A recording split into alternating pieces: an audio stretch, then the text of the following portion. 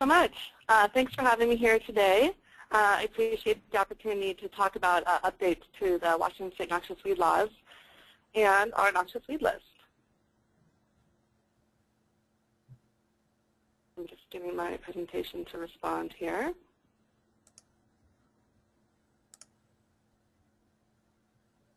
Well, hopefully my arrows will respond soon. Today I'm going to talk about first giving an overview of the state weed laws that we have here in Washington. And then I'm going to go into our new changes for 2013. We have four new noxious weed species added.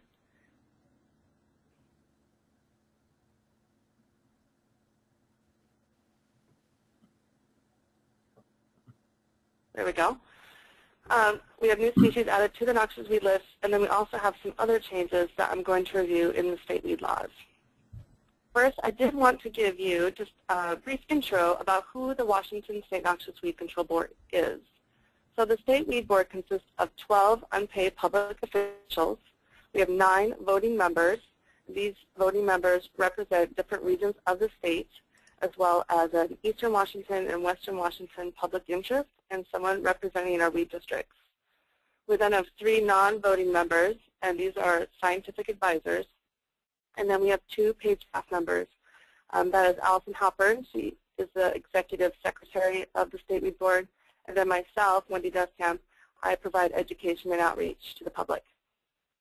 So the State Weed Board works with our county noxious weed control boards, as well as weed districts, to carry out the noxious weed laws in Washington. So we provide a voice to state and federal government on noxious weed issues, and we also promote public awareness of noxious weeds through education outreach, such as through our website, as well as through a number of publications that we create and publish and hand out, and also through presentations and other methods. The State Weed Board then also produces the annual noxious weed list, which I'm going to talk quite a bit about. In our state weed laws for Washington, we define the term noxious weed as a plant that, when is established, is highly destructive, competitive, or difficult to control by cultural or chemical practices. So when we see that term used in the laws, that is the definition. We have 3 main noxious weed laws in Washington, one of those being RCW 1710. And the purpose of this law is to limit the economic loss due to the presence and spread of noxious weeds in Washington. This law also holds landowners responsible for controlling noxious weeds on their property. And this is public as well as private landowners. This law also talks about the State Noxious Weed Board and the County Noxious Weed Boards and how they are to carry out the noxious weed laws. We then have WAC 16750, and this is our actual noxious weed list. So all of our noxious weed species are actually listed within our noxious weed law. And this also provides a schedule of penalties for failure to control these required noxious weeds. Next, we have WAC 16752. This is the prohibited plants list, and it's also commonly known as the quarantine list. So this is a list of plants whose sale, trade, transport, export is prohibited within the state of Washington. Now, the Washington State Department of Agriculture manages the quarantine list, whereas the Washington State Noxious Weed Board manages the State Noxious Weed List. So these are 2 separate lists. The quarantine list does have many of our noxious weeds on it, so many of our different class A and B weeds, which I'll talk about, but not all noxious weeds. So it's important to be aware of both these lists and to check on them if you have questions about a specific plant. So again, noxious weeds here are noted to be aggressive and highly difficult to control. These plants are then evaluated to have significant ecological, economic, or they can also cause harm to humans as well as animals. So plants may be toxic to people, or they can injure people, as well as causing different impacts. For example, to farmers economically or ecologically by taking over natural areas by creating monocultures. So in Washington, we have 3 classes of noxious weeds, A, B, and C. Class A noxious weeds are those weeds that are not native to the state of Washington. They're generally of very limited distribution here, or they're unrecorded at the state, but they do pose a threat to invade into the state. So eradication is required of all Class A noxious weeds here in Washington. So an example of that would be garlic mustard. So this is a Class A noxious weed for us that was listed back in, I think, 2003. It's a plant in the mustard family. It's one that is commonly found in western Washington. And then just this last year, we have 2 locations found in eastern Washington, in Okanogan County as well as Spokane County. So this plant is a real concern for us. It seems to be spreading. And being a Class A noxious weed, if this plant is found, its eradication is required. For 2013, we have 41 species of Class A noxious weeds for Washington. Then we have Class B noxious weeds. Class B noxious weeds, again, are weeds that are not native to the state of Washington, and they're generally of limited distribution in certain parts of the state, or they do not exist in those parts of the state. And then in other parts of the state, they're quite common. So from that, the areas where the plant is quite common, they do pose a threat to invade those areas that have a lesser distribution or they do not occur. So what we do at the state level is we designate a Class B noxious weed for control in those areas that particular noxious weed is not common. So the idea is we want to protect those areas to keep them from becoming invaded by that particular Class B noxious weed. And then where the plant is more common, we want to essentially draw a line, like hold that line and contain that noxious weed in that area. So when we designate a Class B noxious weed for control, it means that all seed production can be prevented within a calendar year in that area. So right now for 2013, we have 62 species of Class B noxious weeds. There's a picture here of Scotch broom, Cytisus scoparius, and that's a Class B noxious weed for us here in Washington. This is a picture of it in western Washington, and in the springtime, this is what you see commonly along roadsides, Scotch broom just blooming, sort of a sea of gold all along the roadways. So I'm going to talk a little bit more about its designation in just a moment. So just to summarize this, a Class B designate weed by the state is automatically placed onto a county noxious weed list. So the goal here is that we want to contain, control, and eradicate that designated Class B noxious weed. If a Class B noxious weed is not designated by the state, so generally that, again, will mean the plant is more common in an area, a county weed board does have the ability to place that plant on their noxious weed list. So they can decide at the local level if they would like to control or require control of that noxious weed. Again, here with the Class B non-designate, the goal is to prevent the spread to designated areas. So up until this year, we based our Class B designations on a regional system of 10 regions. So up here in the upper left, this is our old map that we would use. We broke Washington into 10 different regions to detail their designations in the state weed laws. In an effort to simplify our designations, we started using this new map for 2013 and onward. So it's a 6-region map where we are not dividing any counties between regions, which is what happened with our older map. So just to give you an example of this, again, here's Scotch broom. This is a distribution map put out by the Washington State the Washington State Department of Agriculture. The areas, the darker the color the green, the higher number of infested acres of Scotch broom.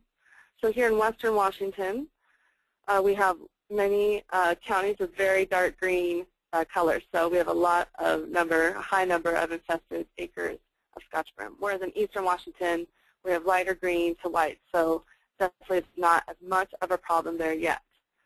So currently Scotch broom is designated for control at the state level, basically in all of eastern Washington here except in Klickitat County.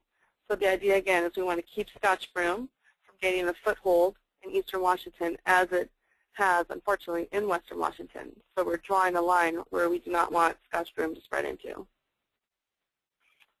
Then we have Class C noxious weeds. These are essentially all other noxious weeds. Typically, Class C noxious weeds are already widespread in Washington, or they may be of special interest to the agricultural industry. So counties actually do have the ability to enforce control of a Class C noxious weed. At the state level, the State Noxious Weed Board does not require control of Class C noxious weeds. But again, a county may choose to enforce control of those Class C noxious weeds. Other than enforcement, a county may also choose to promote education about those species, as well as provide management options to their residents. Currently, we have 31 species. Actually, I didn't update that number. There should be 42 species of Class C noxious weeds. Last year, we had 31, and what I'm going to talk about here in a little bit is we shifted some Class B noxious weeds to Class Cs. An example of Class C noxious weed here is Canada thistle. This is a thistle species that is quite common over Washington, over most of the states, and it was actually one of our first 2 noxious weeds that started our weed laws here in Washington. So just to sort of summarize, I guess, our listings here, we have the State Noxious Weed List. So this I like to think of here as our master weed list, containing all of our Class A, B, and C weeds.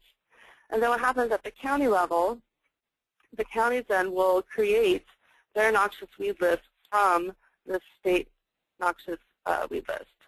So the county weed list will have some similarities, but also they can be different. So it's important for someone in the county to check their own county noxious weed list. So on the county weed list, they will contain all Class A noxious weeds, since eradication is required throughout Washington of all Class A's. They will contain Class B noxious weeds that are designated at the state level. They will then contain any Class B and C noxious weeds, but the counties themselves have mandated control at the local level. And then any other Class B and C noxious weeds that the county wants to promote education and management of. I then just wanted to mention we do have a list called the monitor list that we use to gather information about plants that we're wondering about essentially. So these are plants that could be weeds in the future. We're not sure if they're going to be a problem. We might have seen them in a couple locations in Washington, or they're in a neighboring state, and something we want to be on the lookout for here. So what happens is we have a plant proposed for the monitor list. It's added to that list with a sponsor, so someone who's going to collect that information about the plant. So what happens is that person will track any occurrences of the plant, or if the plant's spreading, or if any new research comes out about the plant, they'll be the one to collect that information. And then in the future, if we're seeing the plant spread, there may be a proposal for this plant to be listed as a noxious weed. This information that's been collected can be used to potentially justify a future listing of that plant as a noxious weed. So there's no legal or regulatory aspect to this list. It's basically a list to gather information. And as an example, we just had bladder senna added to our monitor list this past year. And this was added to the list by Klickitat County, which is down here in south central Washington. They have found a few plants of it there, and this is a picture of one of those plants. It's a yellow flowering shrub in the legume family. We do have, this is a map of some herbarium specimens here. We have a couple locations here in north central Washington, and then some over here in eastern Washington and Spokane. This is a plant that it gets its name from its seed pods that become somewhat inflated and turn almost a little light pinkish color when they're mature. So this is a plant right now that was just added, so we're looking to gather information about that plant. So how does a plant become listed as a noxious weed? So we have an ongoing listing process here in Washington. Right now we're in our first phase, essentially, of it for 2013. So from January till the end of April, we welcome proposals for changes to the noxious weed list. So this could be additions to the weed list, changes of already listed plants, or for plants to be taken off the weed list. So there's a number of different options that could happen. Then in May, we have a committee of the Noxious Weed Board, the Noxious Weed Committee. They meet, and they're the ones who begin to review all these proposals. So they'll look at the literature that's available on these plants, they'll talk to land managers and experts, and gather information about these proposals. And then in September, they will make a recommendation to the State Weed Board on the proposals that they received. Every November, then, we have a public hearing. Lately, it's been in Yakima, Washington, but for 2013, it's going to be in Wenatchee. This public hearing is to hear about the proposals and provide the public an opportunity to provide comments and that can be either oral or written testimony can be submitted on the proposals. And then the following day, the State Weed Board meets and they vote on those proposals. Anything that is then approved by the State Weed Board will then take effect the following January. So for January 13, we're now have the proposals that were approved this past November are now taking effect. And on our website, this is a picture of our website, and along our top menu bar, there's an option for weed laws. And in that, there's a page called Participate in the Process. And this kind of outlines how you can submit a proposal for a change to the noxious weed list. So for 2013, we have a number of changes that happened. We have 4 new species that have been added to the noxious weed list, a Class A, a B, and 2 Class Cs, and I'll review those more in depth. And then we have changes to already listed species, so we have changes to wording of one of our species, and then we moved 11 of our Class B noxious weeds to Class C noxious weeds. And then we have a few other changes about our Class B designations that I'll briefly talk about. So first, new species to our 2013 noxious weed list is French broom, Genus Demon speciulana. This is a shrub in the legume family, or Fabaceae. Since it is a Class A noxious weed, eradication is required throughout the state of Washington. This is a shrub that's native to the Mediterranean region, so northern Africa, parts of Europe, as well as Asia. So far, it's naturalized in a number of countries in the world, such as Australia, New Zealand, parts of South America. And then here, within North America, we're finding it along the west coast of the U.S., so California, Oregon, a little bit in Washington, and there has been a collection or two in British Columbia. And then so far, it's made it to 3 noxious weed lists, so California, Hawaii, as well as Oregon. So French broom can behave as an evergreen or deciduous shrub, just depending on the climate it's growing in. Typically it grows up to or under 10 feet. Sometimes the plants can be a little bit taller, but generally they're shorter than 10 feet tall. The leaves are pretty densely arranged on the plant stems. They are compound. They're divided into 3 leaflets. So we have 3 leaflets here. The flowers, then, when they bloom fairly early spring, March, sometimes in December into July, depending again on the climate. And they're small. They're about ½ inch in size. They're yellow, sort of your typical pea-like flower with a banner wing and keel. They bloom generally in groups of 4 to 10 flowers. So when they are in full bloom, the plant is very much covered with these yellow flowers. Now, it can be similar in appearance to a couple of other invasive broom species we have. We have Spanish broom, which is on our noxious weed list, as well as Scotch broom. There are a few differences to look at, such as the leaves. So French broom, again, we have compound leaves in 3, whereas Spanish broom has simple leaves. They are not compound. Scotch broom can have compound leaves as well as simple leaves. It can have both.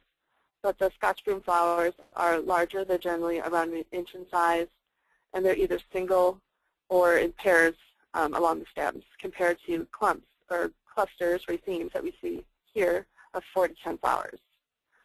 French broom plants typically produce over 8,000 seeds per year once they're mature, and those seeds so far that we know of can survive at least 5 years in the soil seed bank. I don't believe that I found there's been any long-term seed viability studies yet of French broom, but we know that they can survive at least for 5 years. And then plants that when they are cut back to the ground, or if they freeze back to the ground, those roots or stems can resprout. So French broom was originally introduced here through the ornamental industry. Right now, through some of the surveying and people we've talked to for this noxious weed listing, we haven't found it to be sold anywhere in the nursery industry in Washington. So it doesn't appear to be something that's currently in the trade. It was first identified here in Washington in early 2010, growing on University of Washington property in Seattle. So it's on a bank near the water. It's on a southeast facing slope, so it's somewhat a protected area. And there was a population there of at least 100 plants, more than that, and there was many seedlings growing throughout that area as well. So it was successfully surviving there. At this point, through surveying county coordinators and other people, This is our only known escape population within Washington. So to our knowledge, there are not any other known escape populations. There could be a plant or two in some older ornamental landscapes, but so far we haven't found any. So French broom has been noted to displace native plants as well as desirable forage species. This is a picture here on your screen out of California where there's some very dense growth that you can see growing in some more of a sandy dune area. French broom can also impact reforestation efforts by competing trees that have been planted. They've also been known to carry fire up in tree canopies. So there's a number of different impacts we are seeing with French broom. Control of French broom is very similar to Scotch broom if you've done work with Scotch broom. Hand pulling can work of seedlings if they're small. Shrubs can be pulled very well with a weed wrench, which is an orange tool generally used to clamp around and then leverage the plants out of the soil. When you are doing mechanical control, though, you are disturbing the soil, and this disturbance can cause a flush of seedlings to grow. So that's something to consider if you are managing the species. So there are a number of different management methods you can use to control those. Some of those could be through mulching, so a layer of wood chips to smother those seedlings so they do not germinate. In California, they've used a type of treatment called flaming, where they're not technically using a flame, but they're using a heat source to pass over seedlings that are then kill those seedlings so they're not able to grow. For biological control, there is a seed beetle that is being used in Oregon. It's been approved to be used there, Brachydius phyllosus. This, we wouldn't recommend this biological control here in Washington this time because French broom is a Class A noxious weed. We are looking to eradicate the plant. And with a biological control agent, typically those are not used for eradication. Those are more of a long-term management strategy where you will still have some of those plants present in the landscape. Goats have been used, I think some in New Zealand especially, to do some French broom control work. For herbicide, there's a few different methods you can use. Foliar spray can work successfully. Using active ingredient glyphosate works well, including a surfactant. Cut stump treatments can also work well, so cutting the stem and then painting that stem quickly with herbicide containing either glyphosate or triclopyr has been shown to work well. And actually this cut stump treatment is a treatment that they've been using on the UW property where they found the French broom population.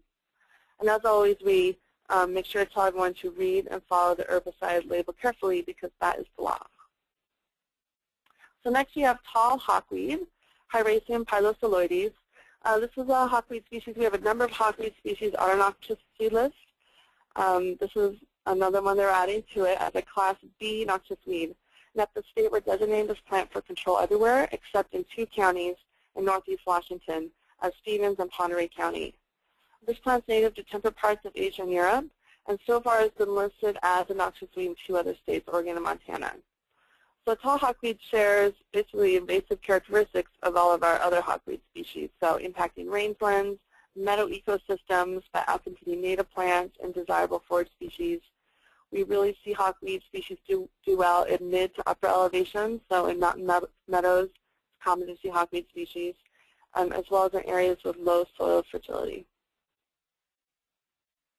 So tall hawkweed is a perennial plant. Stems can grow up to around 3 feet tall or just a little bit taller. It does not have stolons. It has fibrous roots and then some short, stout rhizomes as well. The leaves are mostly occurring at the base of this plant, so basal leaves. We will sometimes see a few lower stem leaves on this plant, but generally all the leaves are near the base or at the base of the plant. The flower heads then are in loose clusters, on average about 11 to 20 flower heads. Sometimes you'll see as little as 3, but on average you'll see 11 to 20, and it's sort of in a round-topped cluster formation. So again, tall hawkweed grows in these shallow soils. They like coarse textures, well-draining soils. We're particularly seeing them along roadways and outwash areas. We've seen them up in our mountain passes along Highway 2. Counties that we know of so far that have tall hawkweed are King County, Snohomish County, and Grace Harbor County. These are counties in western Washington. Other counties that we talked to didn't think they had the plant, but potentially they might, but as far as I know, they didn't. So currently at this time, tall hawkweed does look to be limited in Washington. But again, there could be more populations because we do have a number of similar-looking hawkweed species. Hawkweed species can be quite challenging to identify and tell apart from each other. And I just want to point out there's a key that you can find online. The title of it here, I listed the keys to identification of invasive and native hawkweed high-ranking species in the Pacific Northwest by Linda Wilson. And that's a really nice hawkweed key to help you identify hawkweed species. So when you're controlling tall hawkweed and other hawkweed species, really you need a long-term management strategy. Once hawkweed invades a site, it spreads itself very successfully. So once you have it, you're basically looking at controlling the plant for some period of time. It's important when controlling hawkweed species, one part of your plan should be to establish competitive grasses and desirable plants in that area. So you're providing some competition for those seeds. So you can use mechanical control to control tall hawkweed. So hand digging can work for small numbers. But again, this can be time consuming. You do want to make sure that you remove all the roots out of the soil if you're using mechanical control. Herbicides have been used to control some hawkweed sites in Washington. So selective herbicides such as 2,4-D can be successful. And then you could follow up that area with grass seeding to provide some competition. The Pacific Northwest Weed Management Handbook is a resource online that provides herbicide recommendations for weed control, and they do provide some recommendations for hawkweed species there. And then we have common teasel, Dipsaxus phelonum. This is now a Class C noxious weed in Washington. So this plant's native to Mediterranean region. It's naturalized in many countries around the world. It's very common in the U.S. There's a map here from USDA plants showing it existing in most of the states here in the U.S. It's on 4 other states' noxious weed lists. You really see teasel, I think, most often along roadsides and disturbed areas. It's very common to just drive along highways and see banks of teasel, unfortunately, as you drive by here in Washington. One thing that's been of note for this listing for this year is that people are finding it increasingly growing in quality pasture lands and farmlands. And this has been noted in northwest Washington in particular, so Skagit County, Island County, those areas up in that region where we do have a lot of farmland area, they're noticing common teasel move in. And with that done, there's also concern of common teasel being a seed crop contaminant. Common teasel typically grows as a biennial, so for 2 years. It starts as a basal rosette of leaves, and then the next year it grows flowering stems that can reach heights 6 to 7 feet tall at its maximum. So the second year, flowering stems produce the flower head here, sort of an oval egg-shaped flower head with many little flowers that bloom in 2 rings away from each other on the flower head. Flowers are generally light purple. They form a single seed, a dry seed, and a queen. And then a single plant can produce thousands of seeds. So once you have a teasel plant in a habitat, there's concern to control that plant quickly so that we do not start having teasel become a prominent member of the seed bank. So the Skagit County Noxious Weed Control Board is to propose this plant for listing in 2013. And they had done some experiments of cutting the seed heads at different life stages, so 1 year old, 2 years old, and some as old as 3 years, and planted those just to see if there was any viable seed still present in those old flower heads. And what they did find is they had seeds germinating from all the different trials, so all those different ages that they tried, even in those old stocks. So this is a concern because current management practices of common teasel include roadside mowing. So mowing even those old stocks and then leaving them there on site. And so those old stocks that are left on site are now able to easily distribute into other habitats. So for control of common teasel, mechanical control can work. Rosettes can be dug out of the ground. You want to make sure to remove the taproot to prevent resprouting of that plant. Some carefully timed mowing of the plant has been noted to work for common teasel control, and that's been said to work when you mow the plant when it's just beginning to flower. If you mow the plant when it has not started to flower, so it's just starting to send up its flowering stem, that teasel then will resprout and grow another flowering stem. If you're able to cut the plant when it's just beginning to flower and to collect those flower heads and remove them, that can potentially be a successful method of control, but this would need to be repeated over time. Herbicide control can work for common teasel, so foliar application has been used with chemicals containing glyphosate as well as 2,4-D being applied to the rosette stage or early growing stages of the plant. And again, I want to point you to the Pacific Northwest Weed Management Handbook. There are a number of different options for controlling common teasel listed there. So depending on your site and what you're dealing with, it will help guide you to which would be the appropriate herbicide to use. And then after control work, it is important to seed or plant those areas with competitive plants to help outcompete those teasel seeds. And then our last new noxious weed for 2013 is common barberry, Berberis vulgaris. So this is a Class C noxious weed that's native to temperate parts of Asia and Europe. It was historically introduced to our area as an ornamental shrub, as well as being used for hedgerows by homesteaders way back when. It has, unfortunately, naturalized in many parts of the U.S. and Canada. Here's a picture of a mature shrub, has quite dense growth with sort of upright arching stems. Common barberry is deciduous, growing up to about 4 meters, so 12, 13 feet tall. The stems have these kind of tufts or clusters of leaves, and below each cluster is a 3-parted spine. So these stems are very spiny. The leaf edges themselves can be sharply toothed or spined. And then when the plant blooms, it has these pendant racemes of yellow flowers that turn into these scarlet-colored berries. And the plants do reproduce successfully by seed, and the seeds have been noted to remain viable for at least 9 years, potentially longer. And then besides being able to reproduce by seed, the plants can resprout from rhizomes that are detached from parent plants. So what's a real concern for us here in Washington in common barberry is that it is an alternate host for stem rust. And the stem rust can cause, has been noted to cause yield losses in wheat and barley crops, sometimes up to 100%. So what happens is the sexual reproductive stage of the rust occurs on the barberry plant. So there's a couple pictures here showing the spores, the sexual spores, on the fruit as well as the leaf of the common barberry plant. So the problem with this is that we can have, during this sexual phase, new genetic strains develop of these stem rust races. And these new strains could be resistant to fungicides and be extremely aggressive.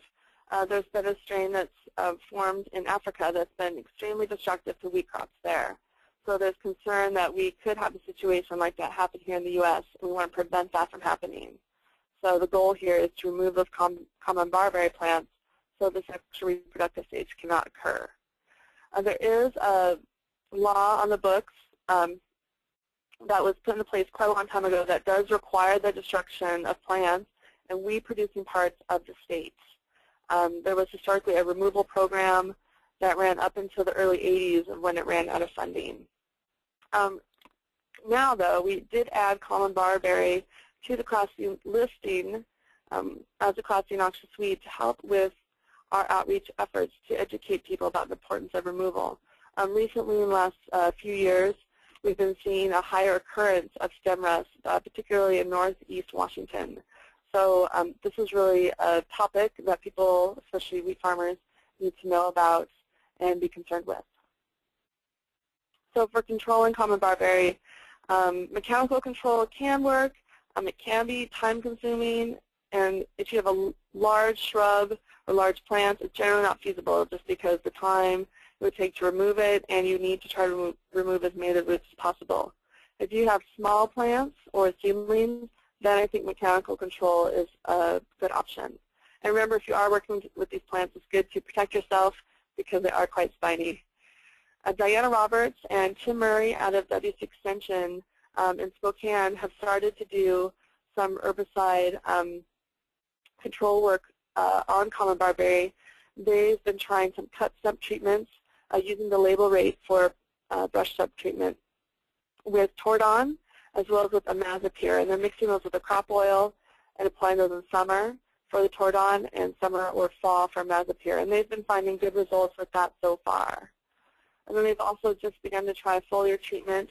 They apply that during the fall with imazapyr, also mixed with crop oil, and they did also find success with that treatment. And they're using the label rate again for woody brush plants. They have put together a website, this pnwstemrust.wcu.edu, that provides information about the stem rust here in our region in the Pacific Northwest, as well as about common barberry plants. And if you have plants or you think you might have a plant, it's good to contact them. I think they could use to know where some more plants are. They could do, this could help them with some further herbicide trial work. And if you have questions about the plant, Diana Roberts is a great resource to direct those to. And then I did want to mention that we have some other changes to currently listed noxious weed species. Japanese eelgrass was listed as a Class C noxious weed just last year, and when it was listed with the special wording of on commercially managed shellfish beds only. And then for 2013, it has been modified to be listed just as a Class C noxious weed. We then also did change 11 Class B noxious weeds to Class C noxious weeds. And the goal behind this was to reduce the size of the county noxious weed list and give the county weed boards more control at the local level so they could prioritize plants of local concern. Again, though, with the Class C noxious weed, the local county weed boards can require control of these plants. So control requirements may not change for these plants even though they're changing classes. I'm just going to run through them really fast. We have Austrian fieldcress, common cat's ear, blackgrass, polar hawkweed, lawnweed, long spine sambar, Lepidopteris, oxeye daisy, perennial sow thistle, wild carrot, except where commercially grown, and Swainson pea. And then I did mention this earlier at the beginning of the talk about our Class B noxious weeds. So again, for this change this year, we changed from this 10-region system, which in a number of locations divides counties between different regions, to this 6-region system where we do not divide any counties and also can shorten the text in our weed law. So with our new 6-region map, we also went through and updated all the designations of the remaining 61 Class B noxious weeds. And we based this on the new map as well as input from our county noxious weed boards and using updated distribution information on these plants. So the goal here is for us to have as accurate and as easy to understand Class B designations as possible. So if you went to our weed law, this is taken a screenshot from our weed law, you would see the plants listed and then the regions where those plants are designated for control.